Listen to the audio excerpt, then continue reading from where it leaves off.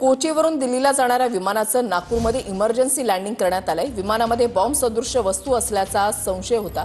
इंडिगोच्या विमानाचं नागपूरमध्ये emergency landing करण्यात आलेलं आहे।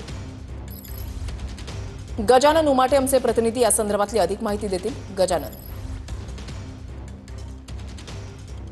नक्कीच मी सध्या नागपूर विमानतळावर आहे आणि आपण हे लाईव्ह दृश्य या ठिकाणी बघू शकतो। इंडिगोचं हेच विमान कोचीवरून दिल्लीला जात असताना एक बॉम्ब थ्रेटचा कॉल आला। त्यानंतर नागपूर विमानतळावर या विमानाचं आपण जे बघताय दृश्य, त्या विमानाचं इमर्जन्सी लँडिंग या ठिकाणी करण्यात आलेलं आहे। सर्व प्रवाशांना सुरक्षित बाहेर काढण्यात आलेलं आहे आणि या ठिकाणी फायर ब्रिगेडचे जवान आहेत, नागपूर पोलिसांचं डॉग स्क्वॉड जे आहे ते स्पॉटवर पोहोचलेलं आहे। आपण हे दृश्य या ठिकाणी बघतो आणि विमानाची कसून तपासणी जी आहे ती या ठिकाणी सुरू आहे। हे दृश्य आपण बघितले तर नागपूर विमानतळावरचे हे TV9 मराठीवर एक्सक्लुझिव्ह दृश्य आहे। डॉग स्क्वॉड त्या ठिकाणी पाचारण करण्यात आलेलं आहे। फायर ब्रिगेडच्या वाहनं त्या ठिकाणी आहे आणि संपूर्ण सुरक्षा जी आहे ती विमानतळाची वाढवण्यात आलेली आहे। हे बघा, कोचीवरून दिल्लीला जाणारं हे इंडिगोचं विमान, या ठिकाणी या विमानाची इमर्जन्सी लँडिंग जी आहे ती करण्यात आलेली आहे आणि विमानतळावरचे हे लाईव्ह दृश्य आपण या ठिकाणी बघू शकतो। विमानतळाच्या एका बाजूला ते विमान या ठिकाणी आणण्यात आलेला आहे आणि त्यानंतर आपण बघू शकतो सगळ्या प्रवाशांना बाहेर काढून आता सुरक्षा तपासणी जी आहे ती या ठिकाणी केली जात आहे।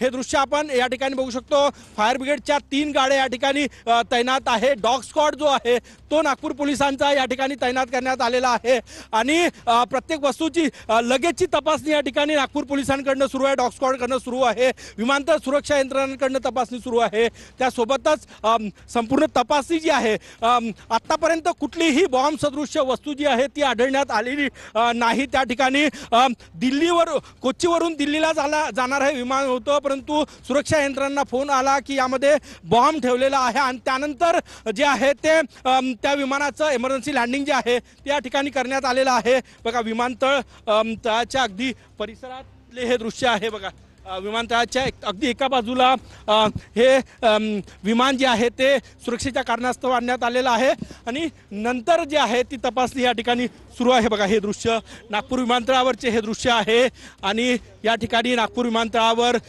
इमर्जन्सी लँडिंग ज्या विमानाचं करण्यात आलेलं आहे त्या विमानाची तपासणी जी आहे ती या ठिकाणी केली जात आहे। हे दृश्य आपण एक्सक्लुझिव्ह दृश्य TV9 मराठीवर आपण या ठिकाणी बघू शकतो। बघा, कारण की अहमदाबादच्या घटनेनंतर संपूर्ण सुरक्षा यंत्रणा जी आहे त्या कुठलीही सुरक्षेची कसूर सोडायला तयार नाही, त्यामुळेच इमर्जन्सी लँडिंग केल्यानंतर या ठिकाणी विमानाची तपासणी जी आहे ती या ठिकाणी केली जात आहे। नक्कीच, धन्यवाद गजानन।